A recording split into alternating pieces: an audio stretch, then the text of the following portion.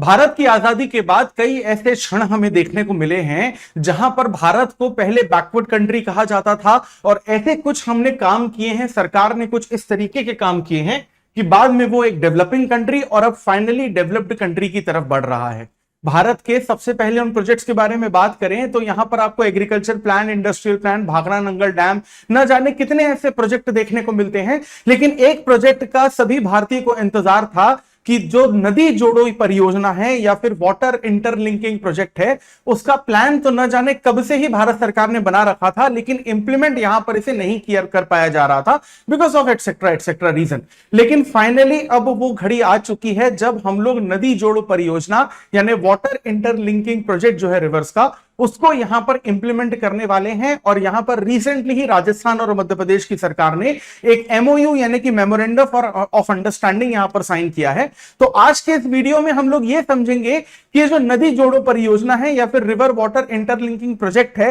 वो एग्जैक्टली क्या है, हिस्टोरिकल बैकग्राउंड इसका क्या है, किस तरीके से अलग अलग नदियों को और ट्रिब्यूटरीज को जोड़ा जाएगा, जिन एरियाज में नदियों का पानी बहुत ज्यादा है वहां पर इस प्रोजेक्ट को इंप्लीमेंट करके उन एरियाज तक नहरों या कनाल के थ्रू किस तरीके से पानी को पहुंचाया जाएगा जहां पर पानी की कमी है, इरिगेशन वहां पर बहुत कम होता है, और किस तरीके के फायदे हमें इसमें देखने को मिल सकते हैं और क्या क्या चैलेंजेस आने वाले हैं। ये सारी चीजें आज के इस वीडियो में हम लोग डिटेल में और आसान भाषा में समझने की कोशिश करेंगे। Welcome to Chahal academy, this is Anubhav Dipani. तो देखिए, हाल ही में यहां पर हमको बेसिकली न्यूज देखने को मिली है कि यहां पर राजस्थान और जो मध्य प्रदेश की सरकार है उन्होंने यहां पर मॉडिफाइड जो रिवर लिंकिंग प्रोजेक्ट है उसको पूरी तरीके से पास कर दिया है। अब यहां पर अगर आप डिटेल में थोड़ा सा समझने की कोशिश करें न्यूज को, तो राजस्थान और मध्य प्रदेश की गवर्नमेंट जो है एक रिवाइज्ड प्रोजेक्ट है जिसे लिंकिंग द ईस्टर्न राजस्थान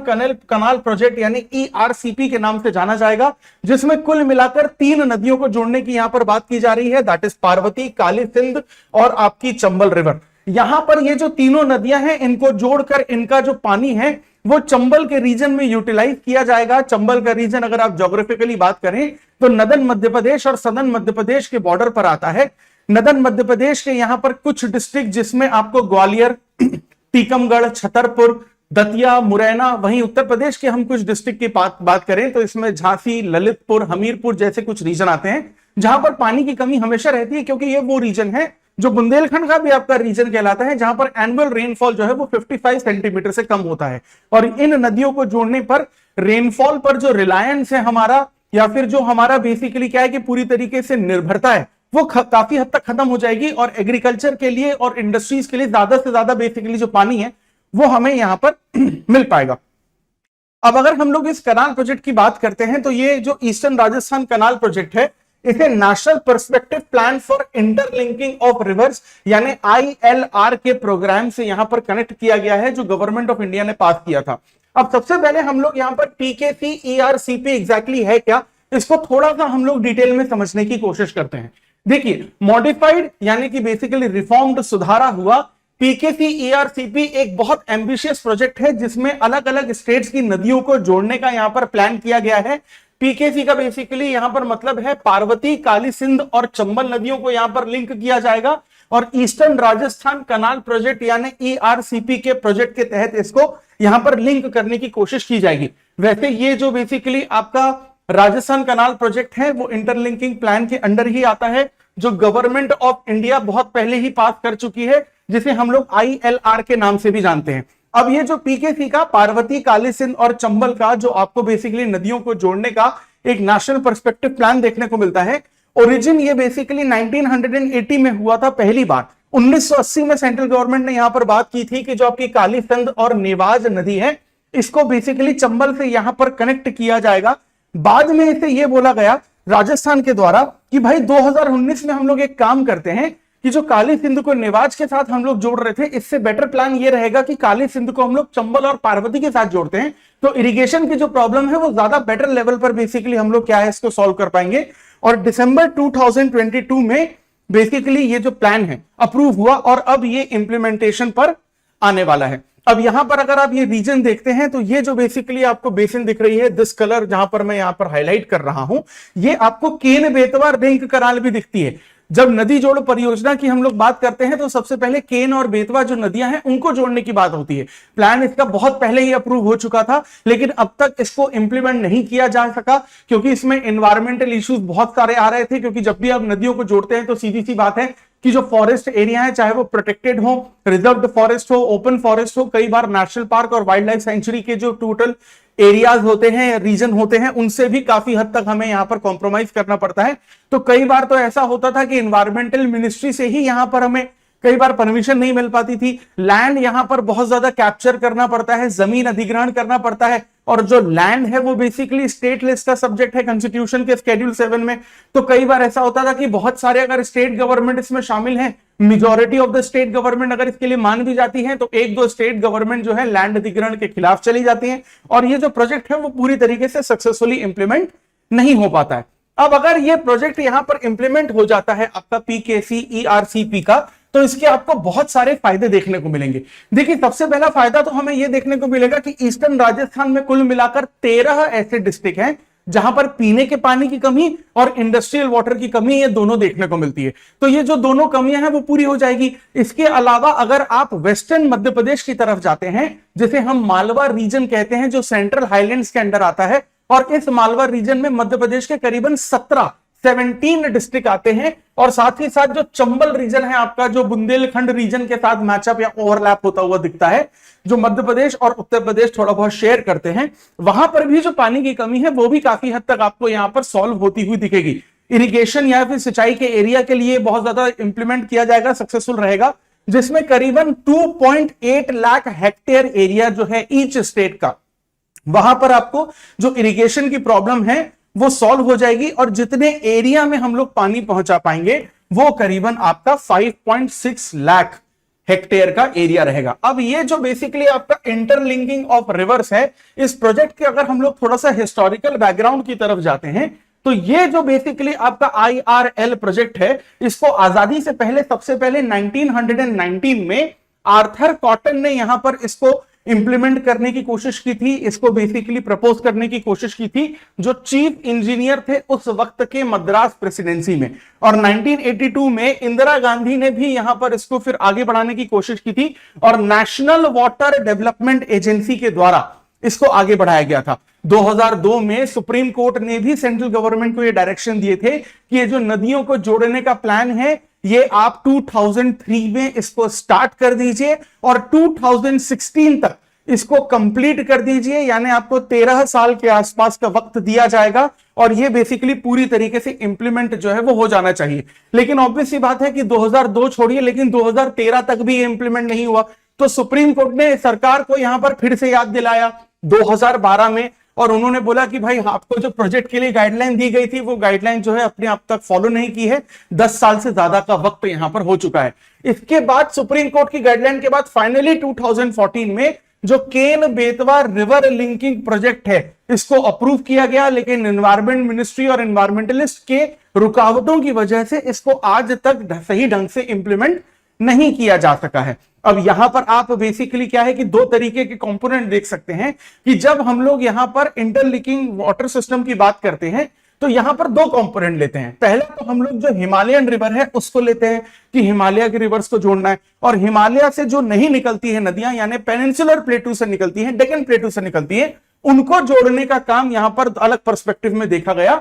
यानी Himalayan component river linking project का अलग है और पेनिनसुलर कंपोनेंट जो है वो रिवर लिंकिंग प्रोजेक्ट का अलग है। अब अगर हम लोग 2 मिनट के लिए ये समझे कि भाई ये जो नेशनल रिवर लिंकिंग प्रोजेक्ट है NRLP, इसका मतलब क्या है। देखिए, नेशनल रिवर लिंकिंग प्रोजेक्ट इस प्रोजेक्ट का एक नया नाम है, क्योंकि NRLP से पहले हम लोग इसे नेशनल पर्सपेक्टिव प्लान के नाम से जानते थे। और ये जो बेसिकली प्लान बनाया गया था वो इसलिए बनाया गया था कि देश में बेसिकली ऐसी 37 नदियां हैं जहां पर पानी की मात्रा बहुत ज्यादा है। तो अगर उन 37 नदियों को हम लोग जोड़ते हैं और कनाल से पानी वहां पर ट्रांसफर कराते हैं जहां पर पानी की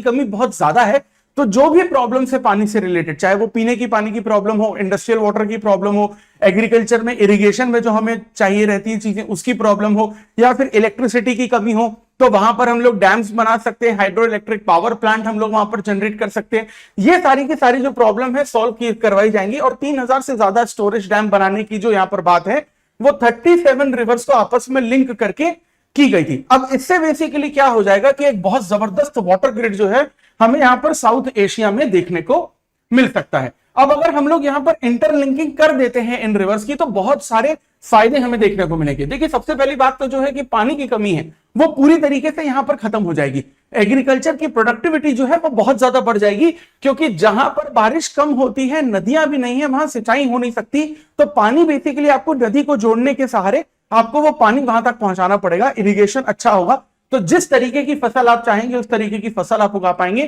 क्योंकि मिट्टी तो देखो हमारे देश की बहुत अच्छी है, चाहे वो ब्लैक सॉइल हो, अलूवियल सॉइल हो, रेड सॉइल हो या येलो सॉइल हो। और थोड़े बहुत जो न्यूट्रिशन की कमी होती है वो बेसिकली हम लोग फर्टिलाइजर से पूरी कर ही सकते हैं।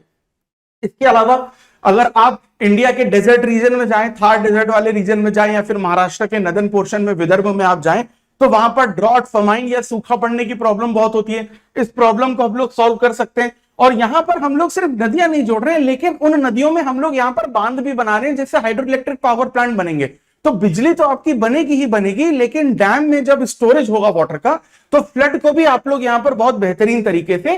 कंट्रोल कर सकते हैं। लेकिन इससे रिलेटेड यहां पर आपको बहुत सारे चैलेंजेस भी देखने को मिलते हैं। सबसे पहला बड़ा और पहला चैलेंज हमें एनवायरमेंट कंसर्न का यहां पर देखने को मिलता है, क्योंकि अगर हम लोग बेसिकली नदियों को जोड़ते हैं तो जो रिवर का वाटर चैनल होता है, यानी कि रिवर चैनल जितने एरिया में वो नदी बह रही है, तो वो जो रिवर चैनल है वो ऑटोमेटिकली थोड़ा सा बड़ा हो जाता है। तो जंगल के बहुत सारे एरिया उसमें आ सकते हैं, national park, wild life sanctuaries उसमें आ सकती है, और स्पीशीज का यहां पर हमें अलग तरीके से नुकसान देखने को मिल सकता है। तो एनवायरमेंट कंसर्न यहां पर सबसे बड़ा कंसर्न है, क्योंकि हम लोग बेसिकली ये चाहते हैं कि डेवलपमेंट हो, लेकिन उस डेवलपमेंट से जो ऑलरेडी रिसोर्सेस हमारे एग्जिस्ट कर रहे हैं, उन रिसोर्सेज में किसी भी तरीके का नुकसान ना हो। दैट मींस हम लोग यहां पर सस्टेनेबल डेवलपमेंट की बात करना चाह रहे हैं। इसके अलावा अगर आप नदियों को जोड़ते हैं तो यहां पर लैंड को तो सीज किया ही जाएगा, जमीन का अधिग्रहण किया जाएगा। तो यहां पर आपको बहुत सारे लोगों को, जो ट्राइबल इंडिजीनियस लोग हैं, जो वल्नरेबल होते हैं बहुत ज्यादा डिजास्टर के लिए, उनको आपको एक जगह से दूसरी जगह पर शिफ्ट करना पड़ेगा। तो उनकी लाइफ में एक बहुत बड़ा चेंज आता है, एक मेंटल स्ट्रेस उनको यहां पर देखने को मिलेगा। प्लस ये बहुत ज्यादा कॉस्टली भी रहेगा, क्योंकि लोगों को जहां पर आप घर खाली करवा रहे हैं, उनके तो बेसिकली आपको मार्केट प्राइस पे, सरकारी दाम पर आपको पैसे तो देने ही पड़ेंगे, लेकिन नई जगह जहां पर आप शिफ्ट कर रहे हैं वहां के लिए आपको उन लोगों को कॉम्पनसेशन भी देना पड़ेगा। नेक्स्ट, इस पूरे के पूरे प्रोजेक्ट की कॉस्ट जो है वो बहुत ज्यादा हाई है। मतलब किसी एक शहर में स्क्रैच से अगर आप बुलेट ट्रेन बना रहे हैं ना, उस लेवल का खर्चा इसमें देखने को मिल सकता है, या फिर मेट्रो का बहुत बड़ा जाल दिल्ली जैसा अगर आप बिछा रहे हैं, उस लेवल का बेसिकली आपको खर्चा देखने को मिलेगा। तो बजट और फाइनेंसेस यहां पर एक बहुत बड़ी प्रॉब्लम है। इसके अलावा पॉलिटिकल और एडमिनिस्ट्रेशन हर्डल्स तो होंगी। भारत में कोई भी काम बिना पॉलिटिक्स या बिना राजनीति किए तो होगा नहीं, क्योंकि सरकार अगर यहां पर काम करना चाह रही है तो बेसिकली ऑपोजिशन बीच में आ जाता है। अब जो पॉलिटिकल पार्टी आज सरकार में रहती है, पहले वो ऑपोजिशन में थी तो वो प्रोजेक्ट को अपोज करती थी, पहले जो सरकार में थी आज ऑपोजिशन में है, आज वो उसको अपोज कर रही है। तो पॉलिटिकल और एडमिनिस्ट्रेटिव जो हर्डल्स है वो आपको बहुत ज्यादा देखने को मिलेंगे। और जो एडमिनिस्ट्रेटिव ऑफिसर्स है वो इतना क्विकली काम करेंगे नहीं, इतने क्विकली डिसीजन करेंगे नहीं, क्योंकि उन्हें पता है कि अगर किसी भी फाइल पे गलत तरीके से यहां पर सिग्नेचर किए गए, या फिर यहां पर प्रोजेक्ट को बहुत ज्यादा जल्दी जल्दी अप्रूव किया गया और कुछ भी गलत हुआ, तो सारा का सारा बेसिकली जो गिल्ट है या आरोप है वो एडमिनिस्ट्रेटिव ऑफिसर्स पर आएगा। तो यहां पर हर्डल्स बहुत ज्यादा हमें देखने को मिलेंगे। लीगल इश्यूज अलग हैं, यहां पर लैंड डिस्प्यूट प्रॉब्लम हो सकती है, वाटर राइट्स यहां पर आ सकते हैं, एनवायरमेंटल रेगुलेशंस आ सकते हैं, यहां पर फिर अलग अलग पीआईएल डाली जा सकती है, उनका मिसयूज करके इस प्रोजेक्ट को रोका जा सकता है। चैलेंजेस बहुत ज्यादा है। अब वे फॉरवर्ड की बात करें कि क्या क्या जरूरी है ताकि ये जो प्रोजेक्ट है बहुत बेहतरीन तरीके से इंप्लीमेंट हो जाए, तो सबसे पहले आपको एनवायरमेंटल असेसमेंट यहां पर करना पड़ेगा, EIA करना पड़ेगा। इसका मतलब यह है कि जब भी आप कोई ऐसा काम करते हैं जो डेवलपमेंट प्रोजेक्ट से रिलेटेड होता है, तो एनवायरमेंट को उसका कितना नुकसान होने वाला है, कम होने वाला है या ज्यादा होने वाला है। अगर ज्यादा नुकसान होने वाला है तो उसको आप कम कैसे कर सकते हैं। इस पर्टिकुलर थ्योरी को हम लोग एनवायरमेंटल इंपैक्ट असेसमेंट यानी EIA के नाम से जानते हैं। तो एनवायरमेंटल असेसमेंट का ध्यान रखना पड़ेगा। कम्युनिटी एंगेजमेंट यहां पर बहुत ज्यादा जरूरी है, क्योंकि जिन लोगों को आप उनकी जमीनों से डिस्प्लेस करेंगे वो कहीं ना कहीं इसके विरोध में रहेंगे कि बेसिकली आपको क्या है कि हम यहां पर जाएंगे नहीं, हम यहां पर छोड़ नहीं सकते अपनी लैंड। वो बात अलग है कि अब जो राइट टू प्रॉपर्टी है वो उनका फंडामेंटल राइट ना होकर आर्टिकल 300 क्लॉज ए में लीगल राइट है, लेकिन लीगल इश्यूज फिर भी क्रिएट होंगे। तो आपको लोगों को यहां पर साथ में लाना पड़ेगा, उनका ट्रस्ट जीतना पड़ेगा कि देश के डेवलपमेंट के नाम पर इंडिविजुअली आपका नुकसान नहीं करवाया जाएगा। वहीं हमें सस्टेनेबल डेवलपमेंट करना पड़ेगा कि जंगलों का नुकसान बहुत ज्यादा ना हो जाए, यानी कि हमें डेवलपमेंट तो करना है लेकिन आने वाली जो हमारी पीढ़ी है उसके लिए हमें रिसोर्सेज भी बचाकर रखने हैं। लीगल फ्रेमवर्क हमें यहां पर इस तरीके से तैयार करवाना पड़ेगा कि यहां पर कम से कम प्रॉब्लम आए, जो बिल और एक्ट है इतने डिटेल में होना चाहिए और इतनी रिस्पॉन्सिबली फॉर्म होना चाहिए कि कोई भी व्यक्ति, ऑर्गेनाइजेशन या पार्टी अगर इस प्रोजेक्ट को गलत इंटेंशन से रोकने की कोशिश करे तो वो उसमें पूरी तरीके से फेल हो जाए, जो नुकसान है वो कम से कम मिनिमम हो। ये लीगल फ्रेमवर्क यहां पर बहुत ज्यादा जरूरी है। और adaptive management is very very important here, कि आप एनवायरमेंट का ख्याल रखिए और छोटी छोटी चीजों का यहां पर ख्याल रखिए कि प्रोजेक्ट इंप्लीमेंटेशन पूरी तरीके से हो। अब इसी इंटरलिंकिंग रिवर प्रोजेक्ट से रिलेटेड आपके सामने यहां पर मेंस का एक क्वेश्चन है, कोशिश करिएगा कि इसका आंसर आप लिखें और चहल एकेडमी को ऑफिशियल ईमेल आईडी पर सबमिट करें और चहल एकेडमी आपको आपके आंसर का जवाब देगी और आपकी आंसर राइटिंग को सुधरवाने की यहां पर कोशिश करेगी।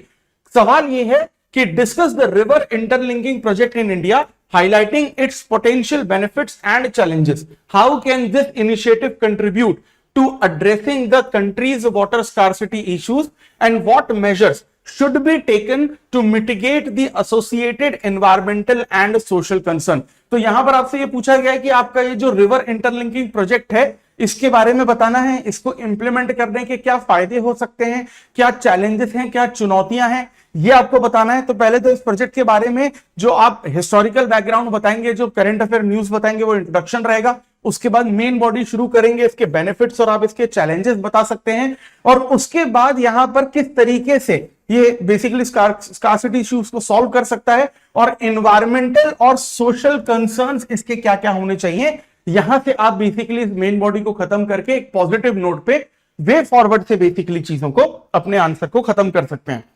तो इसी तरीके के इंपॉर्टेंट और करंट अफेयर्स के टॉपिक्स को अगर आप डिटेल में और आसान भाषा में समझना चाहते हैं, जो आपकी यूपीएससी सिविल सर्विसेज एग्जामिनेशन की प्रिपरेशन को और इजी बना सकता है, so for that please stay tuned with Chahal academy. This is Anubhav Dipani. I will see you in the next video. Thank you very much.